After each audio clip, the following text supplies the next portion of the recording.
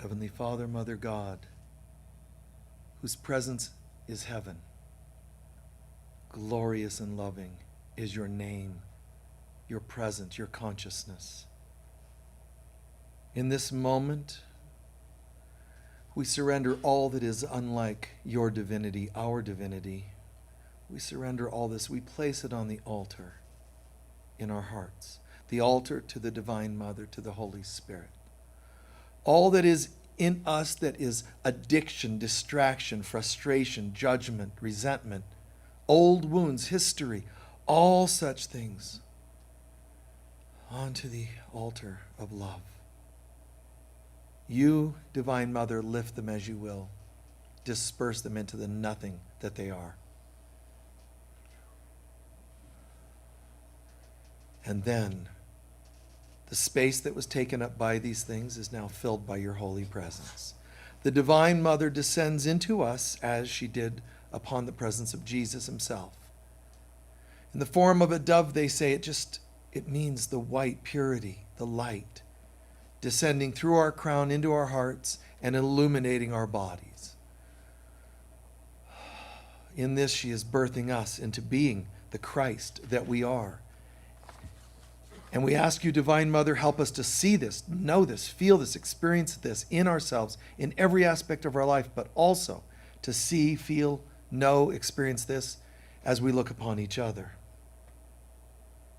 We are committed to knowing the holiness of one another. And so it is.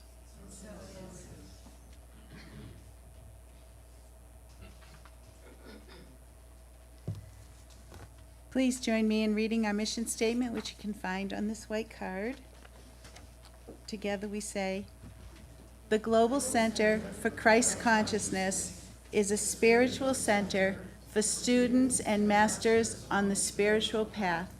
We are dedicated to awakening the inner Christ and to creating a world of love, peace, joy, and abundance. And now for our sacred reading.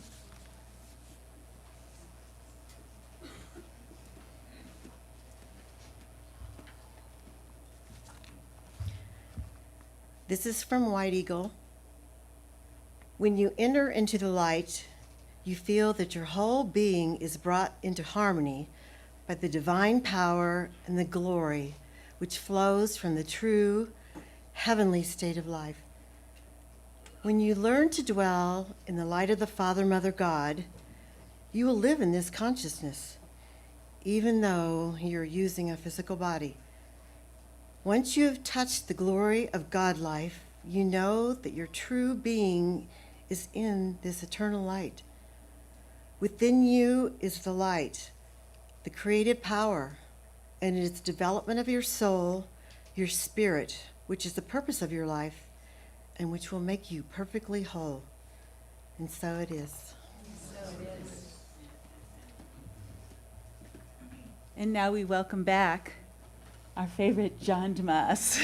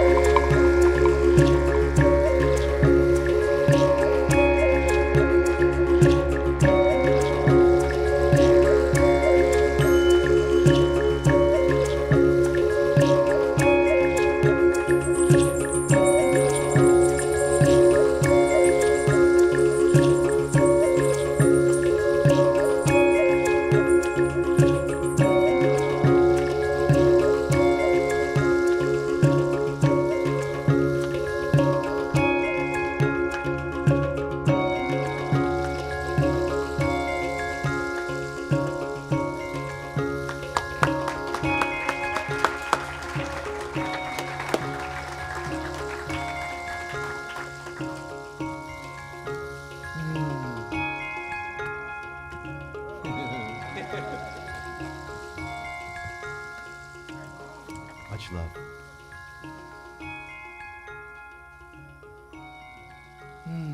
Thank you for being with us, everyone. Thank you, John. Those of you who are guests, my name is Michael Mirdad, and I serve here as part of the spiritual leadership. As is our usual custom, can anyone share with me what topics are dear to you or necessary for you at this time that you'd like to hear about? Keep it nice and grounded and simple, 1 or 2 words. Pardon? Discern. Divine love.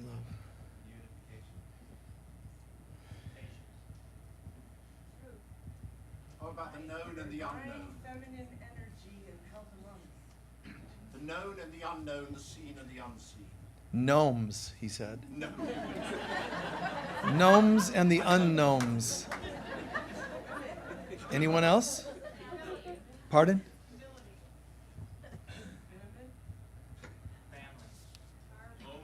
Okay, that's good. Thank you.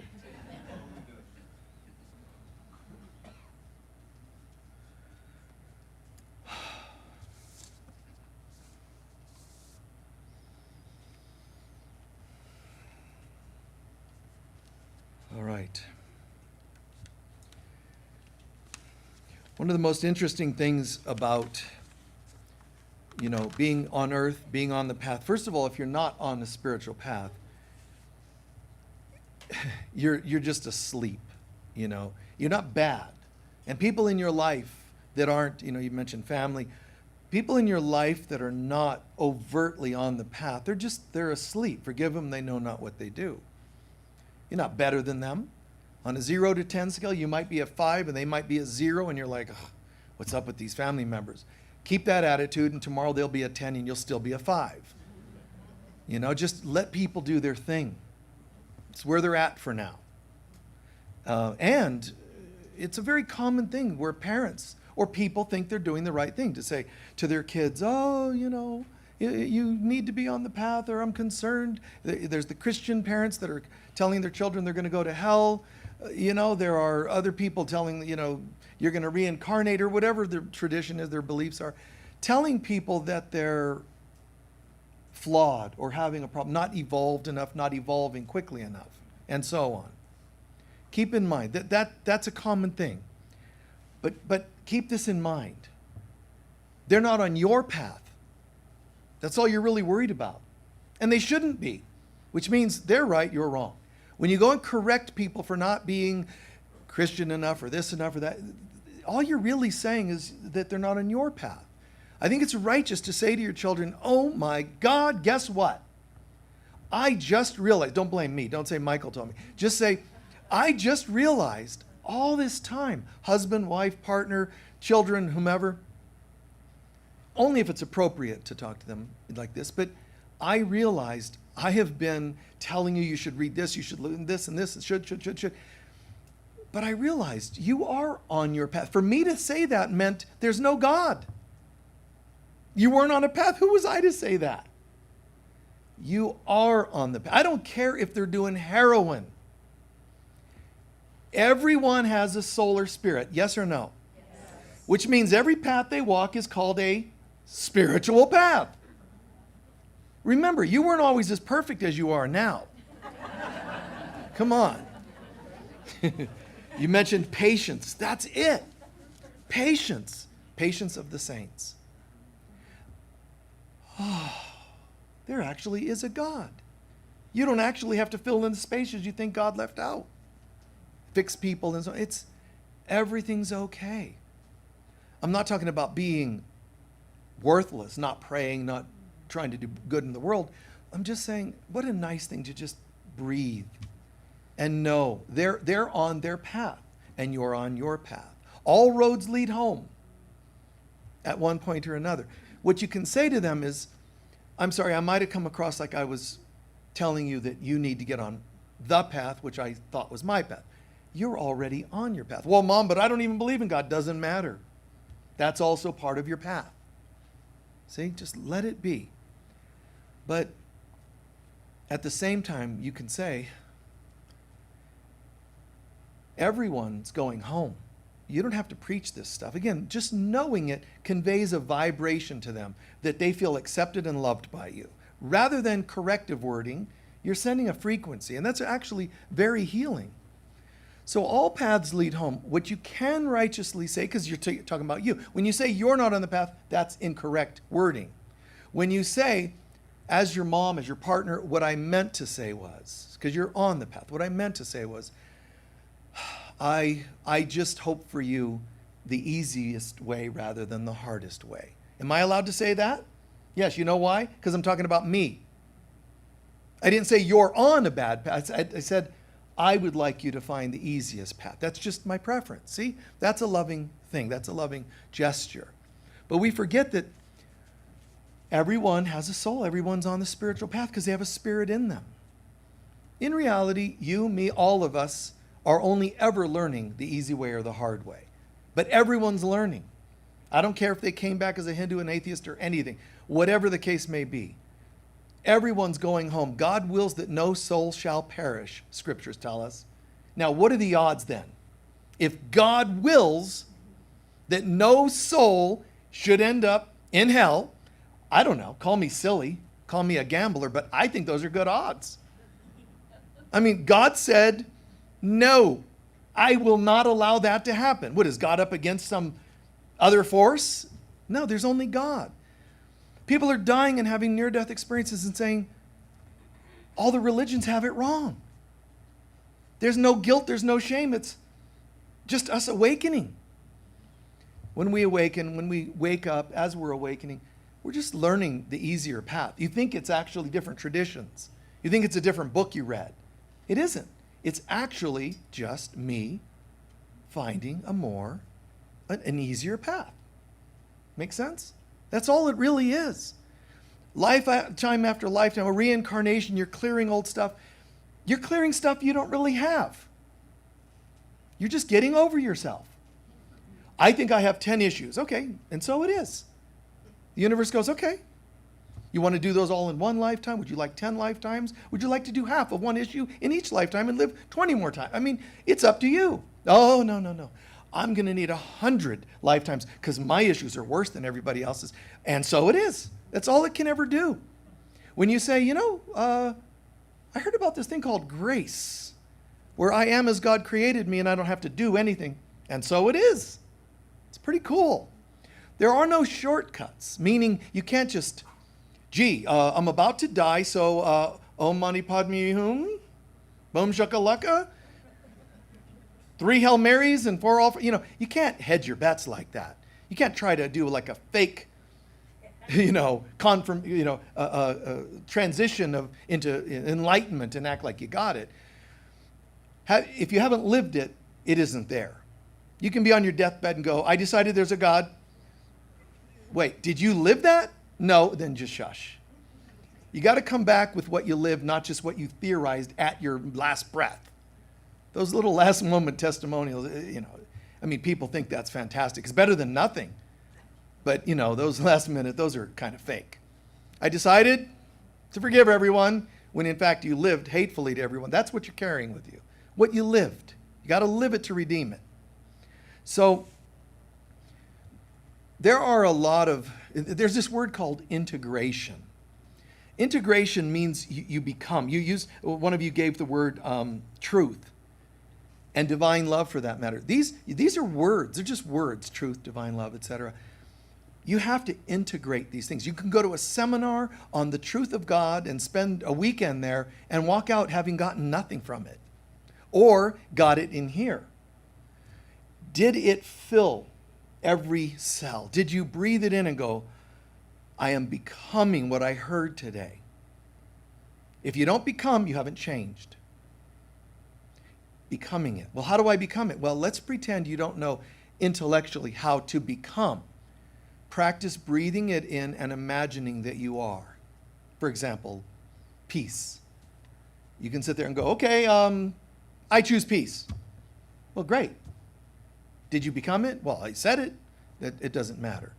Did you breathe it in, feel it, imagine it penetrating, permeating every cell? I am at peace. I am at peace. I get it. Forgiveness, like, yes, there should be this feeling of something just changed in me. I feel lighter. When you do like, fine, I forgive you, you can see that doesn't carry with it like this holy transformation. We have to really believe and put these things on and become them. Really becoming these things. Truth, such a loose word. I want to know the truth of God. And the bottom line is, it's kind of like in sobriety. You're done. You reach bottom and you want something else. It's kind of like that. You have to truly, truly want. A Course in Miracles plays with this at times in the book where it says, whatever it is that you truly want is what you're seeing. Well, that's not true because I'm having a challenged relationship. Because you still want it. I don't want it. Well, see, you're thinking I mean intellectually and consciously. You don't remember that there's an unconscious you that might think, for example, well, who in their right mind would want a challenging partnership? Well, it may not be like that linear consciousness. Here's what you might do. I still have issues with patience. That person's in your life and you're wishing they weren't there. But you already know you need to work on patience so they can't be retired from being in your life. Because they're carrying something of you, something for you. Does that make sense? Okay. So everyone's on the spiritual path, and people have these names for different things. What are you studying? Oh, I'm studying UFOs, aliens. Okay, I'm studying multidimensionality. I'm studying shamanism. I'm studying healing arts or whatever. Guys, none of these things are outside. They're not, they are not outside of us. I stand here, and I'm very grateful that I came to understand how this works. Because the kingdom of heaven is within you, but everything is within you. Heaven and hell are right here. We have 7 chakras. And this came to me because instead of talking stuff, I always had this tendency to become what I was talking about. I could just somehow feel it and see it instead of just kind of seeing it with my head and pointing it out. A shaman sits next to a shrub and he goes into a sleep or trance, and the shrub tells him all of its properties. You've heard of this, maybe? Well, how can that happen? That's because we're all connected. So it's kind of what I do. I kind of find myself, any topic. There's a time when I taught a lot more about healing arts, a lot more about emotional healing. Time I taught about tantra and sacred sexuality. Any of these topics. When I did it, I never read a book and then talked about it. I sat next to it and let it download its topic to me, like I do this Sundays or whenever. Just I let the thing download. And then I become it. So I become the topic of sacred sexuality or sacred herbalism and then I started going, well, anything I go to do, it becomes a sacred version of it. I don't talk one-dimensionally about a topic. It can go anywhere because it's all connected, right? So I'm going, sacred sexuality, boom, instead of like, well, it's about this. It was more like multidimensionally. And then whatever other topic for that matter. I remember one of the most well-known, renowned teachers on that topic, Tantra, sacred sexuality, and so forth. I spoke at this conference, and he watched me do things because people are talking either about bodies or about techniques. And you go to a Tantra conference, it's, they kind of like, Hello, everyone. You look beautiful. What are you doing this afternoon, beloved? You know, there's a little bit of that stuff that goes on, you know, and they never got me. They would introduce me. And Michael Mirdad, he's known all over the world, and what he does is, and it's like they would come up with this, he teaches the Christ teachings of sacred. I'm like, I wouldn't even want to hear me. Like, where do you come up with these? This is because their heads don't get it. So I do a talk, and during the talk, I activate people and do this and that, and fancy things that I'm showing people that typically people can't do, you know, and energy up through their body, and they're having all these crown experiences and blah blah blah blah blah, and this one teacher, he said to my assistant, I've never seen anything like it, because he's one of the renowned teachers at this conference. He said, I'd never seen anything like that. He said he's like a shamanic version of a tantra teacher, like meaning that he's with them. He's not lecturing at. He's with them. I felt really amazed to hear that. It was like he saw it. And what I mean by that is an integrated version of it. See, any topic. I don't care if you're a football trainer. There's a way of telling people how to do, and then there's a way of showing them how to be. The letting go of all that, the external pieces and thinking processes. So on that note, what I'm saying is, I didn't just go, guess what? There are 7 primary chakras, and become a chakra teacher. Instead, it downloads so much more. And it's like, we are, the chakras are your states of consciousness. See, I'm not talking about energy centers in the body. They're states of your consciousness. You have a root chakra because you have a root consciousness. You have a solar plexus chakra because you have a solar plexus consciousness. You have a heart chakra because you have a heart consciousness. You see? It represents consciousness. And then one thing after another, downloading, this is, oh my God. I mean, was like I was like 20 and all this is coming to me, and I'm like, everything is right here. Talk about a topic. God, the kingdom of heaven is within you. What direction do you pray when you usually pray? Look up. Why? Because the kingdom of heaven is your upper 3 chakras. Got that? These centers. Topic. Sacred sexuality. Well, we know that all the chakras come into all topics to a degree. But there's root chakra topics. There's solar plexus. There's heart. There's navel. There's the throat chakra. All of these represent different things. So anything you've ever studied isn't better than any other. It's just another topic in the chakras. Capiche? So we're becoming and learning to become more integrated. So the chakras, the centers in the body, oh, I get it. I get it. So when you're studying earth religions, shamanism, going to the gym, when you're sick, anything physical that you do, it's technically you refining your understanding of your own physical root chakra self. That's all you're doing. Had a car accident, it's a root chakra experience. I know it's other levels too, but primarily root. Why do we know that? Because it's physical. It's an experience of the physical nature. Makes sense. When you decide to do 12-step work, inner recovery work, inner child work, family of origin work, psychic development, and so on, navel center. So instead of I'm doing this and it's better than what you're doing, it's just another part of me. When you study focus and willpower and knowledge and sciences, metaphysical sciences or earthly sciences, biology or metabiology, it's solar plexus. And when you start studying love and forgiveness, it tells us you're really getting into your heart. Now, what some people misunderstand, even if you've had a notion, an idea of what I'm saying, you'll go, yeah, oh my God, I started doing my heart. That's much better than those. Guys, they all need to be glowing beautifully. If you're all heart, but you're not grounded, how much good is that doing? It all has to be glowing, bright, beautiful. So you want to be an embodied master having every chakra glowing.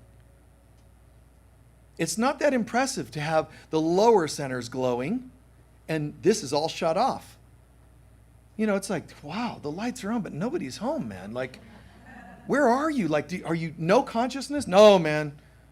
I just, tailgating parties, that's it. And tractor pulls, like, okay, great. That's just down here. Are you bad? No. You're just, hi, nice to meet you. Hey, man, I'm just studying my root chakra a bit. And that sounds really appropriate. They're not bad. That's what they're doing. That's all. It's okay. And then there are the people that are really breathy. They're all up here and not down here. They're not grounded. Show up. Where are you? Sorry, kids. Oh, I forgot. Mommy was meditating. But Mom, you were supposed to pick us up yesterday at school. We're still sitting in the schoolyard. Well, kids, just learn to be. Yeah, be taken from social services. Show up. I'm so spiritual, I don't have any money in the bank, and they're looking for me. It's not right. It's not righteous. It's not grounded. Fully glowing. Bring love, God, presence into everything you do, everything you are. All of these centers should be awakened. When they're not, there's hurt. There's wounds. And I understand it. Cry the wounds, scream the wounds, process the wounds, counsel the wounds, 12-step the wounds, work them. Do not get into the lofty stuff where, I don't really want to address any of that. I'm just going to meditate all the time. That kind of attempt to override, it just doesn't work. Bring it to the light. Bring this stuff, work this stuff till it's dissipated. And so these chakras, there's the upper three chakras which represent the Trinity of God, which I'll come back to.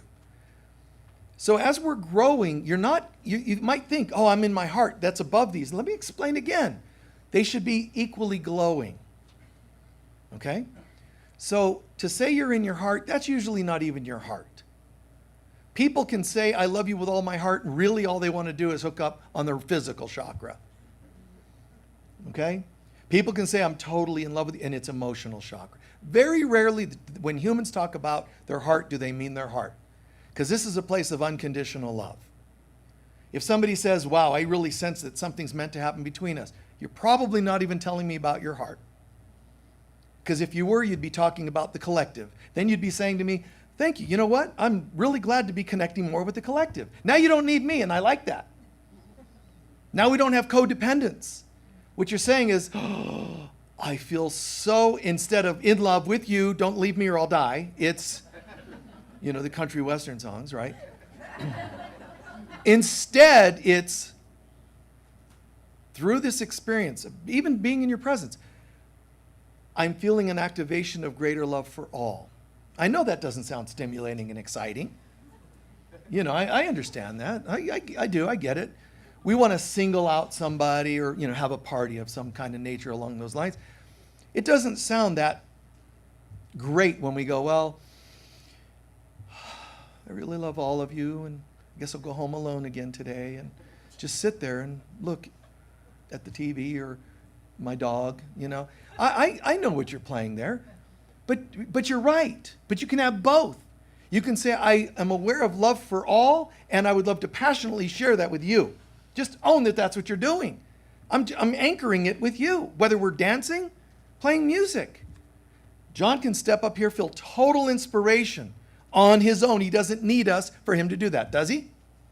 And yet, if we respond and we clap along, he might pursue now what you're doing in the audience and play off of that. Right? There you go. That's a co-creation. It not only can, it does exist. We're playing this together. We're all moving and growing. That's heart love. A lot more than what we think is heart love, just simple romance.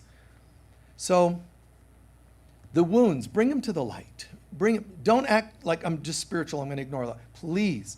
The hurts, the sadness, the fears, the aloneness, do not ignore these things. Keep working them. Bring them to the light. And what you're doing is you're working on one of your chakras, navel center primarily.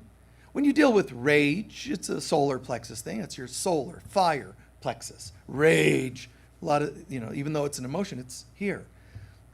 But this is also thinking and willpower and so forth. What I'm saying in part is anything you study, it's just somewhere in here. What are you into? Ancient civilization, solar plexus. Keep going. Science of mind, solar plexus. What else you want? Buddhism, heart chakra. Next. Oh, I'm really getting into ceremony out in the woods, root chakra. Next. And one is not higher than another just because it's anatomically seemingly higher. See, they're just all me. Don't think that when you get to the heart, you know what's next? Woo! No. When you reach the heart, if you're reaching the heart, you might next be back down at the root because your soul is like, I'm going to take a break. Heart, isn't that nice? Okay, you done with the break? We need to go and do some emotional family work again. No, you're kidding. Nope, let's go. And it takes you back to the navel center. Most human beings only do what Buddha called the wheel of life, root, emotional, solar plexus chakras. That's all. Most people, they're working on these three lower centers. You have a diaphragm here that is symbolic. A diaphragm, a band of muscle that says, don't even think about trying to come higher. Oh, but look at me, I'm getting, boom, you hit that and you're bounced back. It's called reincarnation. In between lifetimes, you're still doing the same three chakras. Not anymore because I've read more books.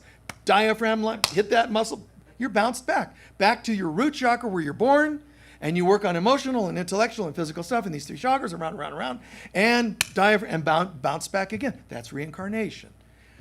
An ascended master has primarily gotten the lessons of the human lower three chakras, the wheel of life, and they penetrate through the diaphragm and they rise to this chakra, the heart center. That's what happens. So an ascended master, see what I just said?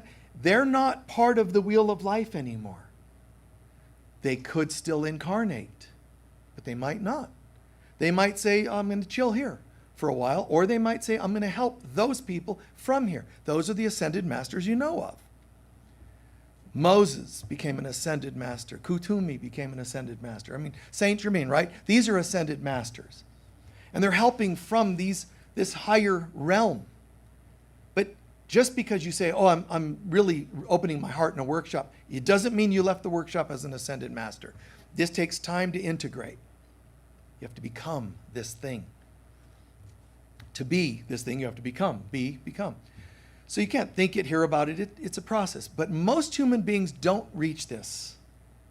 It doesn't happen very often. When you do, it's ascended masters, which is why we have a name for them. They're different than most people. But I'm going to share a couple things about that. One, when you get to your heart, and you are allowed to reach your heart, but most human beings, the only way they access their heart, besides the lower three chakras they deal with all the time, they reach their heart. It's like they have a pass. Hi, good morning. Guess what we have for you? No, yes, we have a pass for you. It's a pass to the heart chakra. Must be all the reading and work I've been doing. Thank you. No, actually. You're getting a pass to go to the heart chakra, but the heart chakra has two purposes. One of them isn't where you're at. The other one is. It's called the dark night of the soul. And you think that getting a pass to the heart chakra is like, I knew I was wonderful. I just knew it. I get to go hang out with Saint Germain now. And they just, when you arrive, they're all looking at you like,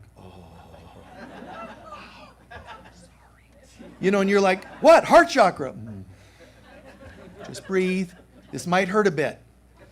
What are you talking about? It's the heart. This is what I thought when I'm like, wow, this is going to be just chill. It's going to be amazing. If I made it through other chakras and so forth and really got to a place of proficiency or mastery to the degree, the heart. Okay, I love you. There, did I pass the test of the heart? Dark night of the soul.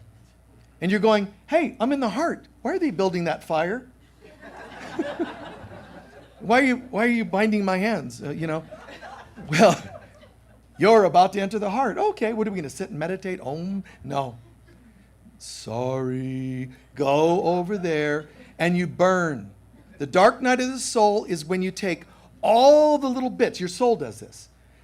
It takes all the little bits of physical stuff you didn't quite get right, emotional stuff you didn't, residual. And you get to do it all at once. The residual of these three, instead of you working on the root, working on the navel, working on the solar plexus, the wonderful dark night of the soul is when you get all of, they sweep it all up, the pieces you left behind, and they use it as wood on the fire. I don't know why I'm getting these visuals, but past lives, we all got burned at the stake at one time or another. Those damn Catholics. No, sorry. It's a joke.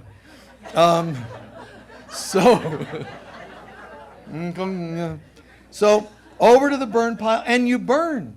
And how could this be happening? I've been practicing so much good stuff. And they turn the fire up, and you burn. And burning simply means intensifying the lessons. Why? So you, beloved, can see them. We noticed you missed some things. So we've put them at the bottom of the stake. We're going to let you, they're going to become the wood to burn you. Why? Because you won't miss them this time. You'll feel them more intensely. The romance, the broken relationship, the relationship that ended, the father that ignored you, the mother that abused you, it's all wood under the fire to burn you. But when you burn, you are a phoenix. The old you is meant to die. If you come out of that fire going, I'm still not forgiving anyone, they're just going to say, not a problem. Back to earth you go, because you're going to do this anyway. You're going to come back anyway. They send you, because this is only a temporary past. They're going to send you back, and you're going to have the same things over and over. And every so often, the pieces are swept up, put at the base of the fire, tied to the stake, burnt so you get it. As long as you say, I don't get it, what did you learn? Nothing. Fine. It just means more bonfires. That's all it means. Bring your s'mores. Because this isn't going to be nice, You might as well make it a little bit enjoyable. I mean, why not? Make the best out of it.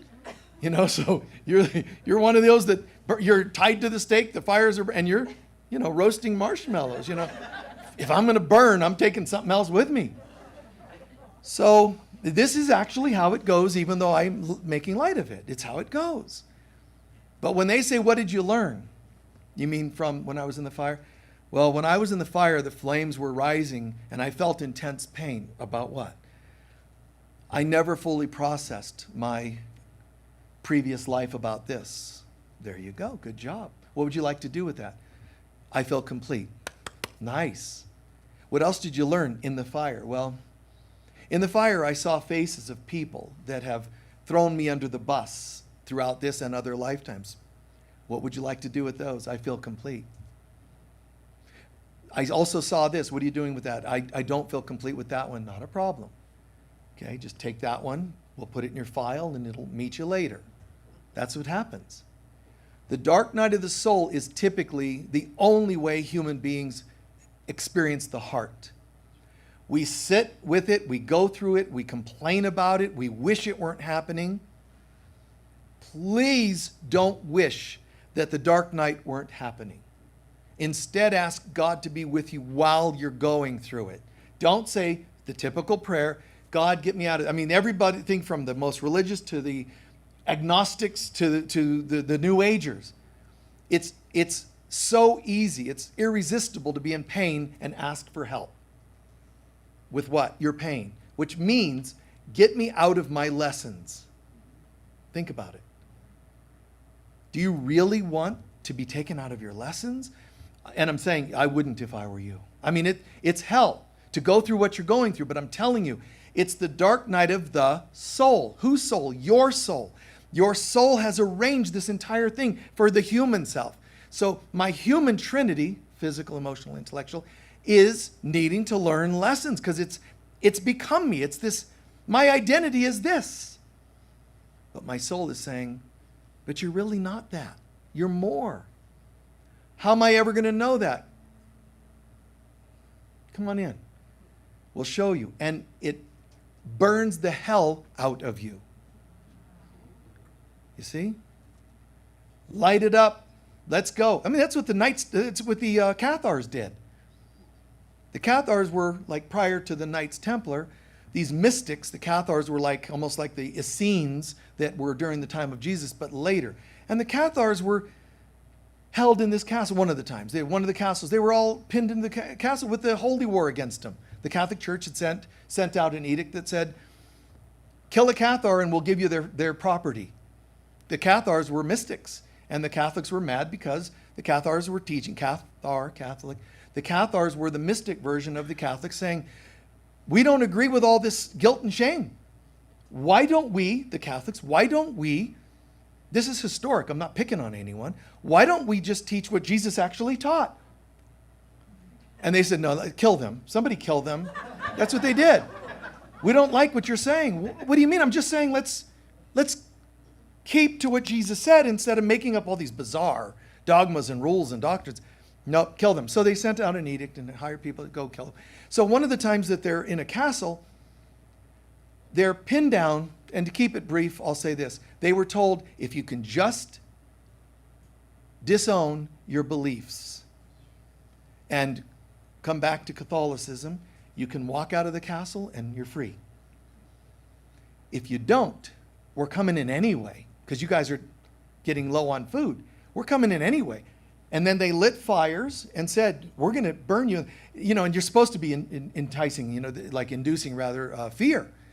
The Cathars said, give us 24 hours. They waited 24 hours. They came out of the castle, and the Catholics are like, yes, we got him. They walked in the fires. Can you imagine? They walked into the fire. They were like, you don't get it. This is an illusion. What a huge statement of enlightenment, Course in Miracles consciousness. I mean, they were like, you can't harm us. We're not afraid. And they walked in the fire. That's what we do in the dark night of the soul. We learn to be more and more courageous. You're going to be afraid. You're going to have trouble. This is described in the Psalms as, though I walk through the valley of the shadow of death, I refuse to be afraid because you're with me. That's a summary of that. 23rd Psalm. It's just a summary. But that's what you're all heading for. That's what we're all going for. We're getting to the point where I know the truth, but respect the illusion. I know that I am greater than my past. So when my past is burning, even if it means so-and-so said they'll never talk to me again, walk into the fire and let it be. When I come out of the fire, they're not there. Are you okay with that? Well, I'm a little sad. Cry, be honest about your feeling, great, and then stand up and let's go. Mastery. So there has to be this integration process where I become what I'm talking about. And this goes through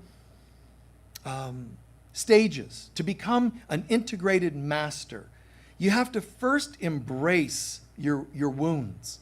You can't try to no, bypass. It's, I have this hurt, and talk about them. Work through these things. Don't be afraid of them. They have no real power over you, but just be willing to look at them. You then have to be able to embrace your general talents. You can figure out where you are in this few-step process. First, embrace your wounds, work on that. It's not do one before you do another. In a way, it's blended where you're doing some at a time, few at a time. But embrace your hurts, your wounds, your limiting belief systems. Then embrace your general talents. Just own. You're beautiful, you're nice looking maybe. Or maybe you're talented at woodwork, or maybe tapestries. Maybe you're an artist, musician, or maybe a teacher, whatever it is. Just own it. You're not going to get anywhere by being falsely humble and acting like you don't have any talent. Then, after you've owned some talent, you own your soul's purpose. Whose soul's purpose? Mine. That's integration. Integrate. Into me is an integration, right? I go here. So I'm owning my wounds, I'm owning my general talents, I'm owning my soul's purpose. Oh my God, this is really great. Now my gifts are starting to blend with divine guidance. That's your soul's purpose. You're bringing a greater good to the world or whatever. That's a summary of this topic, right? Soul's purpose. Then you have to embrace your soul. Not just your soul's purpose, but remember last week that living at a soul level emotion, soul level living. Now you're going to a whole new level. But what you just did, how many did I name? Anybody know? Exactly. 4. How many chakras are in your torso?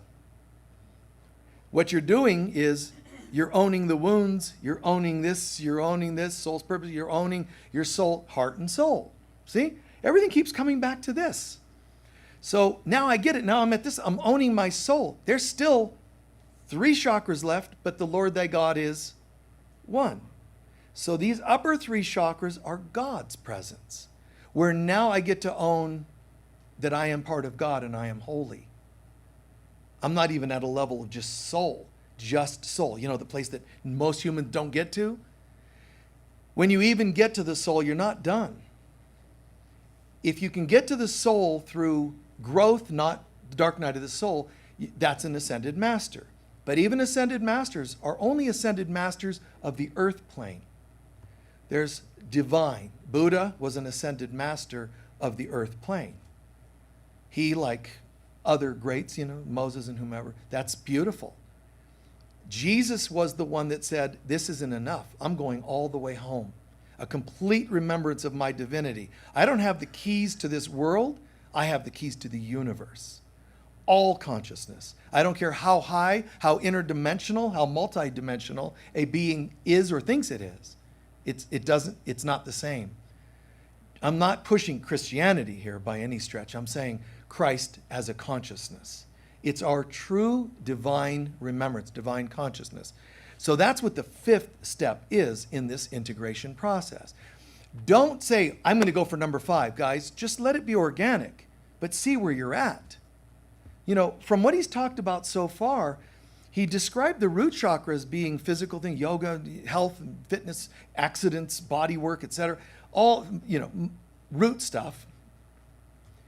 And then he talked about also you have to own wounds. You know, all that he's talking about root, that's me. I really relate. That's going to empower you to move through the rest. Thinking you're elsewhere when you're here is not going to help you. Own where you are, and then you can get where you want to be. Don't wish you were somewhere else, not owning where you are, then you're just stuck. Okay? So, continuing on, you have these other chakras. The heart chakra has its symptoms, but the other, I'm going to summarize this piece. All of these are called the 7 initiations on the spiritual path. You could narrow them down to 5 if you're trying to simplify the conversation. Clearly we have 4 centers here, just like we have 4. Look at this. 4 limbs to match the 4 chakras. 4 primary endocrine glands to go with these chakras. It makes total sense. But then you get up here, and it's God. But look at the body, guys. Look at how my body is X wide. Look at how narrow it is when we get to the neck, right? You notice that? Shoulders, neck. Jesus says, to get to me, to get to heaven, which is where? The way is narrow. Got it? The way is narrow. Because you can't be human. You have to refine and get to where all you want is this chakra, the spoken word of God. In the beginning was the Word, and the Word was Christ. I, the Christ, am the spoken word or creation of God. So the upper 3 chakras are God. In God, there's 3. Father, Mother, Son. Son meaning the sonship, all of us, the children of God. But you can't just wish, acting as human as you can be and then wishing you were the Christ. This is a process of refinement. Your humanness has to die of its old and rise like the phoenix, the heart that resurrects. And then once you've died of the human and become the soul, there's going to be a time when the soul surrenders itself to the divine.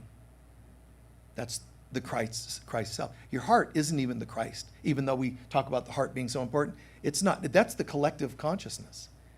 The heart's where we're all connected. It's brotherhood. It's humanitarianism. It's love. It's forgiveness. But it isn't yet God, because in God, there is no other to forgive. There's no work. This still involves certain being, doing, interaction, human lessons. In God, it's like, it's just beyond that. Here, I really understand forgiveness and I extend it. Here, what are you talking about? Forgive what? Well, because I did this and that. Oh, you're talking about the past. Well, I did this to your body. Oh, that's root chakra. I don't think I can even access those memories. I abandoned you when you were a child, and I'm your dad, your mom.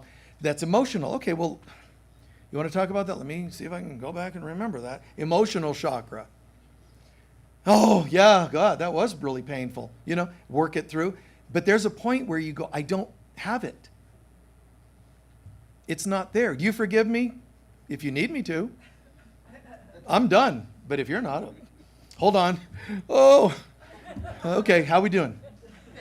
You might do it for their amusement, but you really feel complete. It's beautiful. So, this is like the Kundalini. What we think is a spiritual path, we're sitting in this room or we're doing other things. You're out at a family picnic, or you're seeing a counselor, whatever you do in life, you're having dinner, whatever. What you're really doing is not doing what you think. You are always, the Kundalini rising. You are on your way home. It's just not linear. You're rising, but slowly for some, less slow for others. The more you allow each chakra, each part of your consciousness to be healed, the sooner you're here. The sooner you're here, the sooner you're here. So it's not a coincidence. It's not happenstance. It's not. My soul is on a journey without distance to a place I never left. I'm experiencing remembrance. When I'm in my human self, I'm talking about all the details of the doing world. When I get here, it just feels like, wow. And you'll be tempted to feel like, why even bother? That human stuff is just so silly. So here's a nutshell of what it can look like for most of us. In my life, it was linear because I needed to learn to see it so I could teach about this, so that people can go, oh my God, I got it. All this effort, and it was all silly sometimes, right? So for me, long story short, I spent time not knowing all this. I was a kid, but I was like, if we're supposed to be greatness, like God, we're physical people, right? Okay, so we need to do this right. We should have like a proficient amount, just this profound level of mastery physically. So I studied martial arts and herbalism and healing arts, and I just went, wow, look at me. I'm wonderful. I attained all this physical mastery, sacred sexuality, all these things. I'm like, I got it down. I'm pretty much done. You can take me up any minute. Then I got introduced to the emotional chakra. Listen, trust me on this. Ginseng doesn't make your parents go away. You can inject it and it's not going to work. All of your physical things, massages, it doesn't make your emotional stuff disappear. You got to work the emotional. So I'm working the emotional, family of origin, the psychology, blah, blah, blah. Just all these things of life, psychic development and so on. So now I'm like, now I got it. Because I got the physical, not knowing about this. I got the physical and the emotional. We're good. Beam us up. And then I got introduced, do you know anything here? Like intellectually, solar plexus? Do you know willpower? Do you know this and things of that nature? No. And I'm meeting people that have read thousands of books, and they're like, you don't know, Michael. You're physical and herbalism and massage and you whined about your mother. Okay, Michael, have you read this first edition from the year 1715? And I'm like, oh, so I'm supposed to read and learn? Yes. So I started buying books that I never read, and every penny, driving into the city to find some other place that had ancient books, I swear, because the masters of that chakra tell you that that's what you need to do. So I'm doing that, and I'm studying, okay, developing a little more mind. Now I'm done. Then comes the dark night of the soul, the heart chakra. And at that point, I'm like, well, but that's going to be easy compared to studying all this stuff. And it was the dark night of the soul, because that's where you go first. You don't go into spiritual peace. It's the dark night. So the dark night gathers any extra pieces, and, The dark night happens for a few reasons. One, teaching you to integrate what you heard, what you read, what you studied. Become it. Stop talking, become it. It also teaches you faith and patience. It also teaches you to basically let go of all that you thought you were in the past, like false identifications. I've studied, I'm 20 years, blah, blah, blah, and I'm the premier surgeon in the world.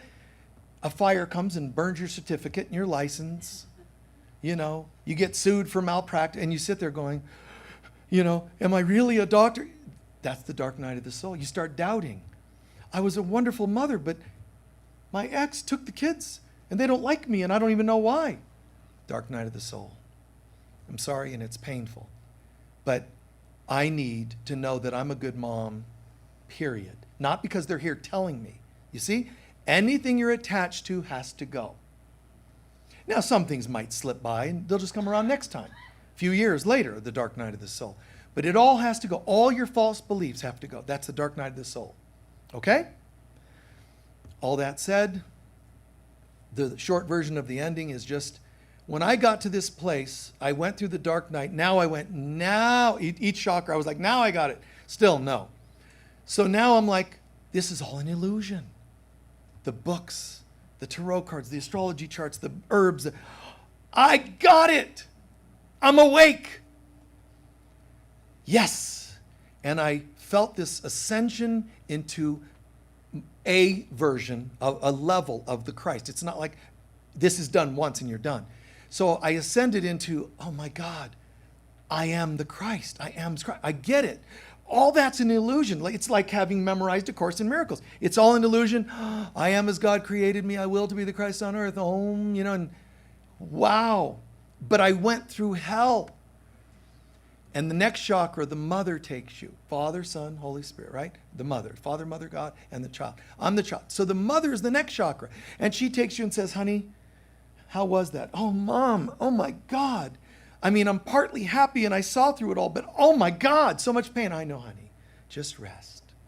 Thank you, Divine Mother. And you'll find yourself in a period like all of the past is gone.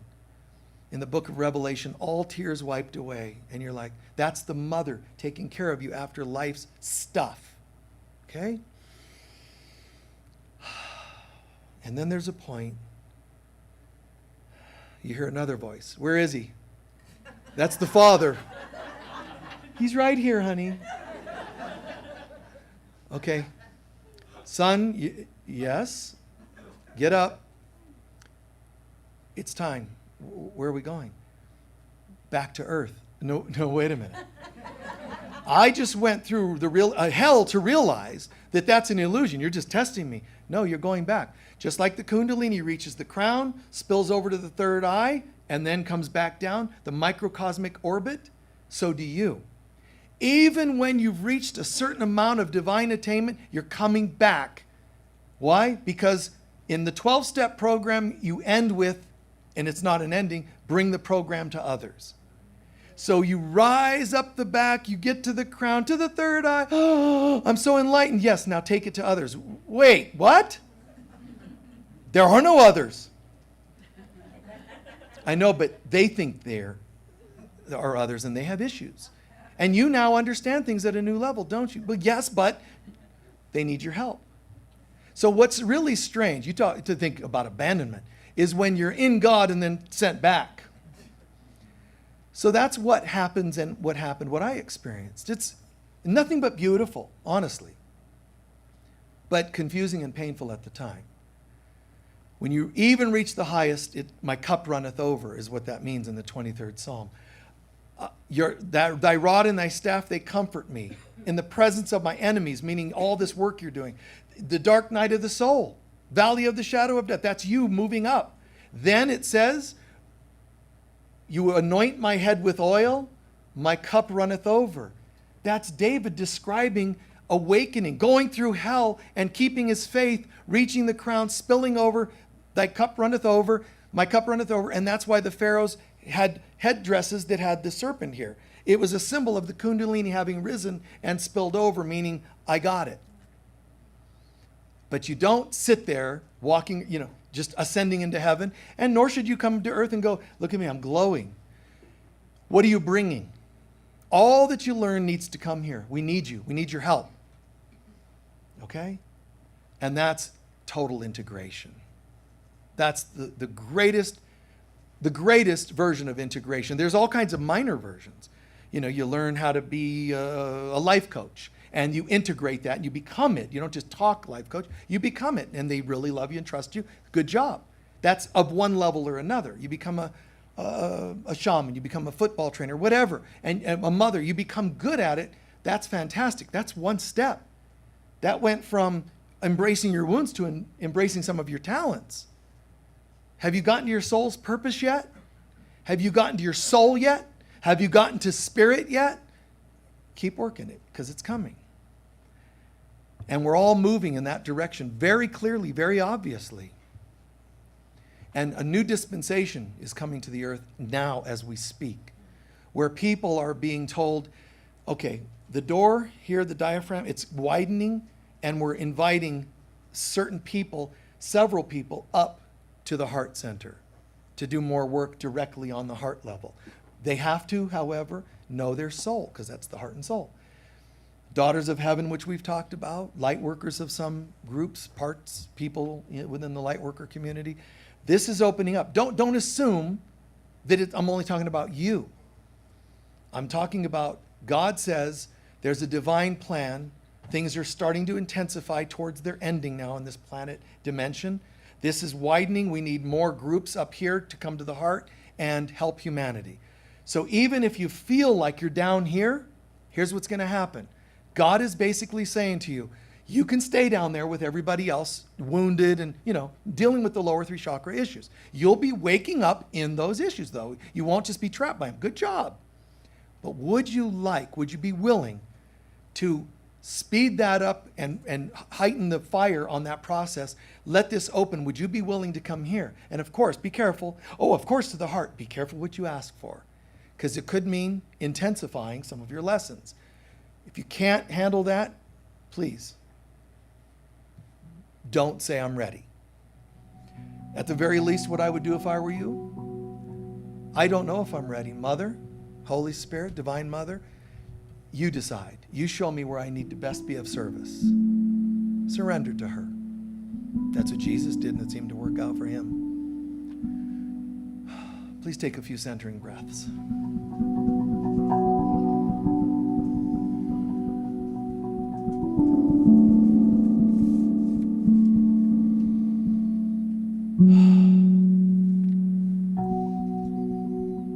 When you inhale, hear those words, I am. When you exhale, hear the words at peace or the word relaxed, whichever you prefer. I am, but affirm it, know it, commit to it.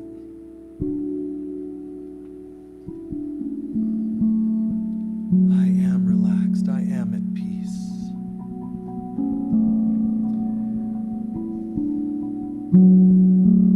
What did you hear that made sense? Own it. It wasn't told to you. I got it. I got it. And I'm ready for more. Mother. Divine Mother, guide me. I get that these things I've talked about, friends that are into this and that we're not separate.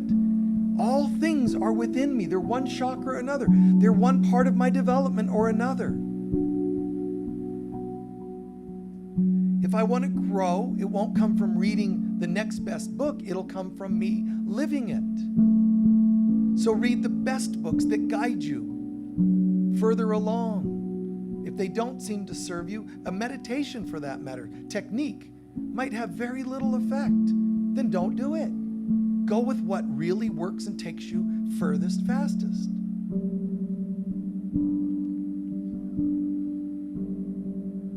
Look at how one of you asked about the word humility. Do you not hear a whole teaching about humility in this talk? Look at it. All that I thought I was and needed to do, etc., it just comes back to where I have these lessons, and it's up to my soul. I'm learning these lessons.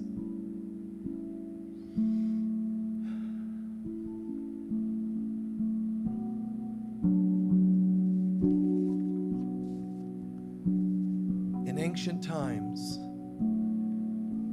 the tribes of Israel journeyed the desert, and they were guided by what seemed to be a glowing cloud in the sky. It was called by them the Holy Shekinah. It's the presence of the Divine Mother. The United States uses that cloud hovering above in its seal, in some of its money even, because it's honoring that e pluribus unum, one created out of many nations, many people, many beliefs, but coming closer to God. But they're humans. They don't always get it, but look at the concept that there's that cloud. It means God guides me. So let's look for that. Let's call for that. Where's the cloud right now? It's in the atmosphere, but I'd like you to visualize a cloud forming above your head, above this room. You, Divine Mother, we call upon you, as did the people of Israel. We're calling upon you. Let what was empty, just invisible in the ethers, start to become a cumulus, a cloud, because we've called on her. The Mother always manifests in some form when we ask for her. So there's a cloud forming above you, above us.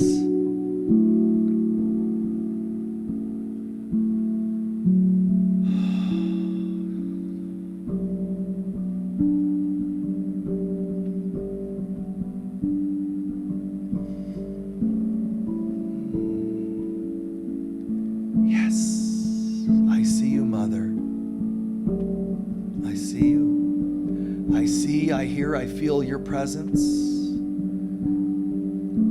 The notes being played are the music of my body, my soul,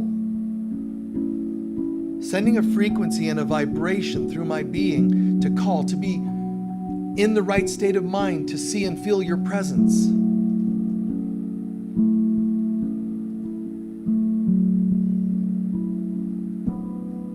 Let the cloud now glow more and more. Yes, yes, yes, yes. Glowing, glowing, glowing. Yes.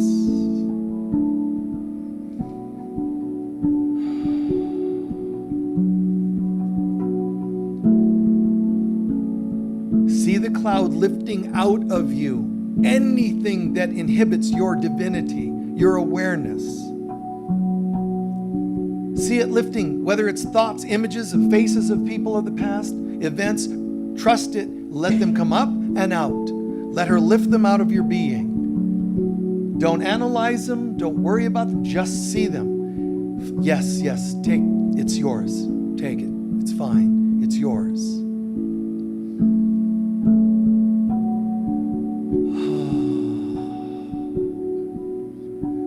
My heart, this altar becoming clear, purified, made sacred.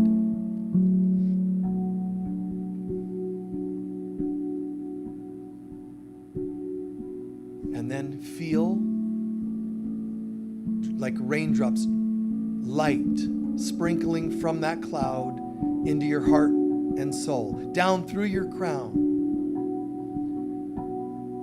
Here she comes. Here comes the sun, the light of God, showering upon me. Bring this to me, Mother, bring this to me now. It is your will. My heart opening, and the rest of me, my physical, emotional, intellectual self, that's going to follow what I've decided in my heart. If I believe in my heart that I'm deserving, the rest of me is going to follow. And I said so. Say from your crown, from your heart to the body, be still and know the I am presence of God. That's enough of that other stuff.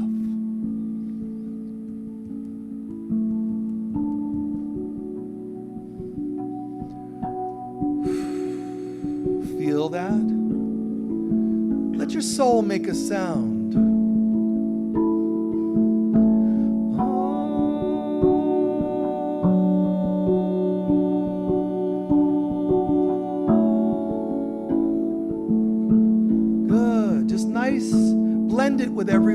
You don't need to stand out. Don't sing louder or quieter. Just find it. Your soul, sing to the Mother.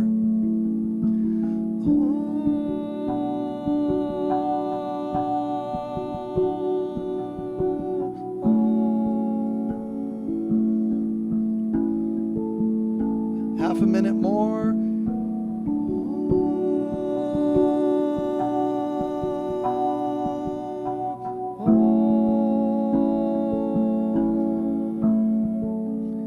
A little more.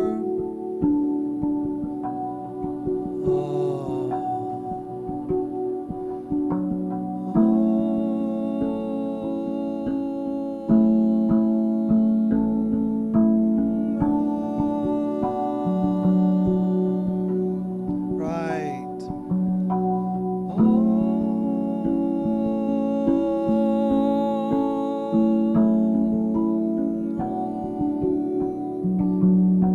Beautiful. Hand to your heart, hand or two.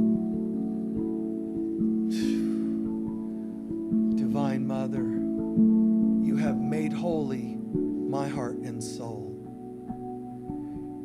You have made it as pure and holy as my divine self. In my heart are my beliefs and my core patterns, core issues, core beliefs. And you have made these holier than ever today. My human self, let go, let God. We are okay.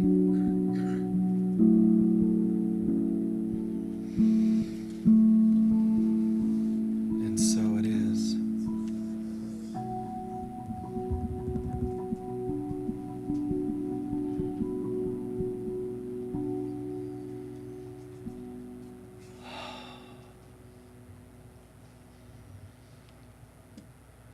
Beautiful.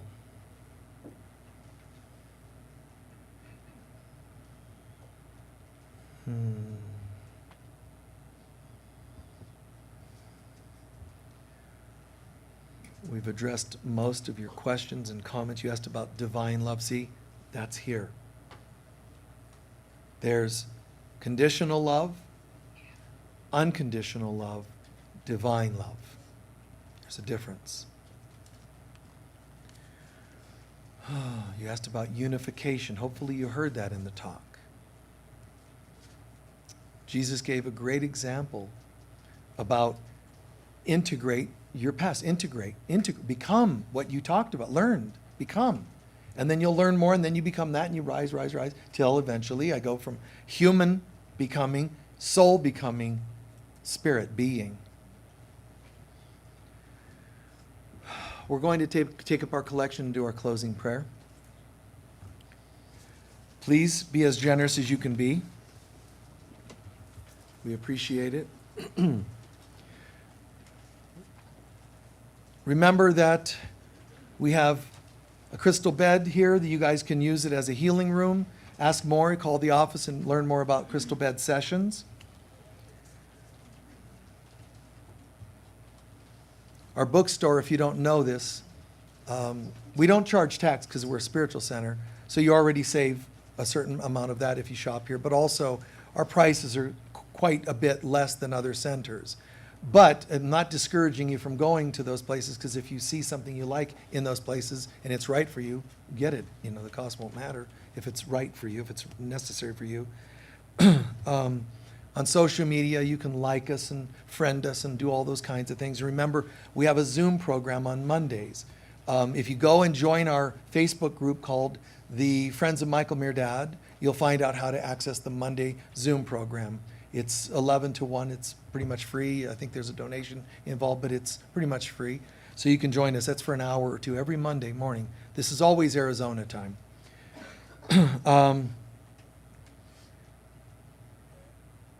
A lot of what I covered today you'll find in a book I wrote called The 7 Initiations on the Spiritual Path. There's a good set of books. One's called The 7 Initiations. One's called the you're not going crazy, you're just waking up. And the third one, The Dark Night of the Soul. Those three really go well together. And if you guys don't mind in the bookstore, if you buy 2 books of any of my books, you can please take 7 Initiations as a free gift, okay? Because it'll really add to what we've covered today. So you guys can give the 7 Initiations away. And we have the Daughters of Heaven conference coming this weekend. It's only like 5 days, 6 days away. If you haven't signed up, you still can. Daughters of Heaven. You can go and watch a couple videos on YouTube to see more about it, learn more. There's flyers and there's a website, thedaughtersofheaven.com. But this is it, man. There's something happening, that opening. Beings are being taken up to higher dimensional consciousness, not leaving the planet, but being here, showing people what God looks like, feels like in your presence. Still humans, still have your issues, but choosing to be of service to God at a higher level. So the Daughters of Heaven is there's so many words I could put to it, but it would take too long. Go and read a little bit more. There's a book I wrote on it, Daughters of Heaven. So we have those here as well. So check it out, please. There's so much you'll gain from just tuning into what that means. Daughters of Heaven, they're children of God, but they're doing a specific function of anchoring the light of God here. They're being the presence of the Mother, the Holy Spirit. So please check that out. And those are all the announcements I'm supposed to make? Board members, does that cover it? Okay, good. Yeah, please take your love offering. First, anytime you give, tune into gratitude. It enhances what you're saying thank you for. Grateful for this center, the talk, the friendships, the people, the vibes, the intentions. Just so grateful. This is, the center itself is a daughter of heaven.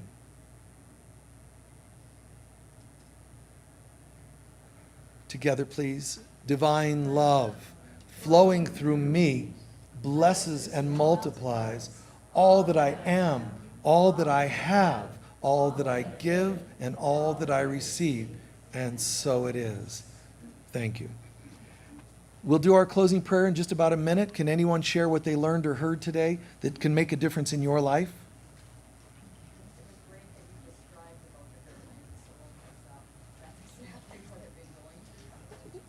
What I described is a lot of what you've been going through. Nice.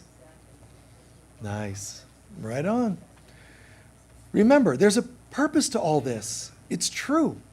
There's a purpose to. You're not doing random things. They're all part, one chakra or another, one state of consciousness or another, getting worked on. Nothing you study is better than anyone else's study. It's yours. And it's not better than yesterday's study. It's yours. Therefore, it's perfect. But do you want to settle for yesterday's lessons?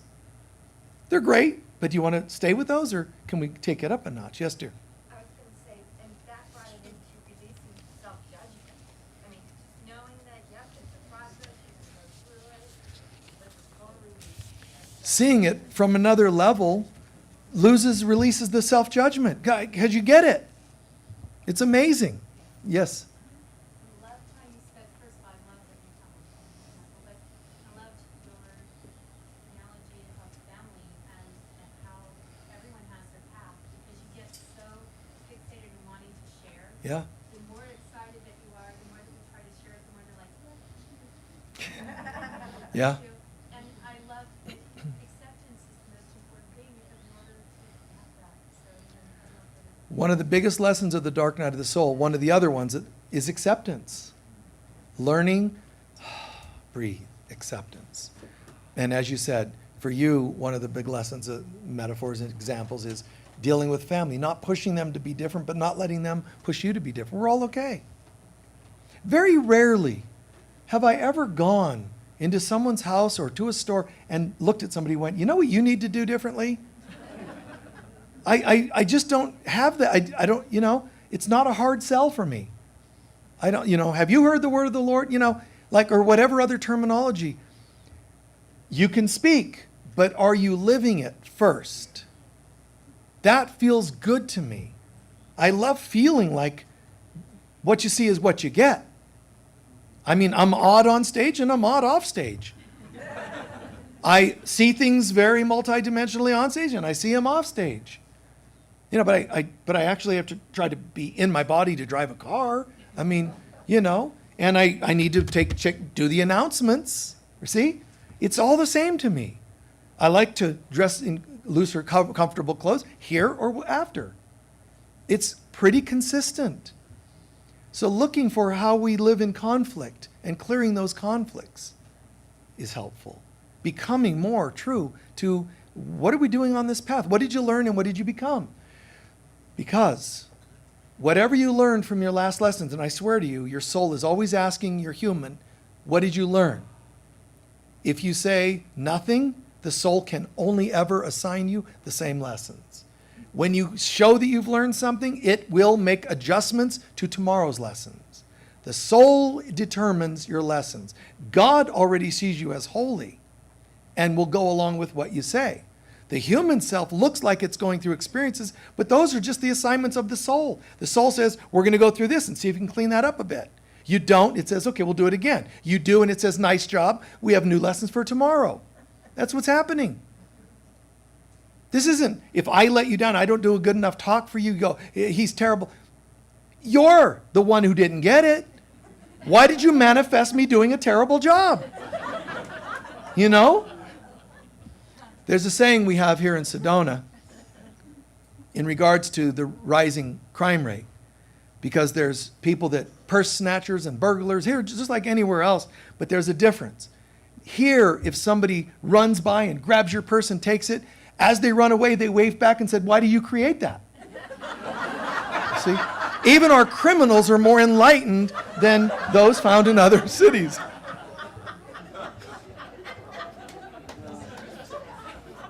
Please stand for our closing prayer.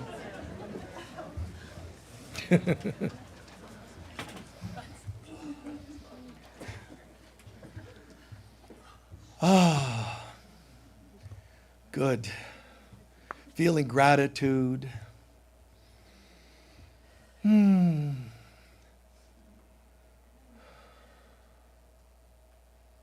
how nice. How amazing to be in the midst, we all feel, of our brothers and sisters. There's so many other things we could be doing right now in the sense of human stuff. Watching a movie, watching a game, all the stuff of the world. I could be out having lunch again. Really? Is that as high as you go? I'm grateful that I changed my soul's vibration today. You can still go eat, but that wouldn't have changed your vibration the same way. Thank you. Friends, we say to each other online and around the world and here, thank you. Somehow we co-created this. Thank you, thank you, thank you. And Mother, you've orchestrated all of this in alignment with our soul beliefs. Thank you. We are part of God and we are holy.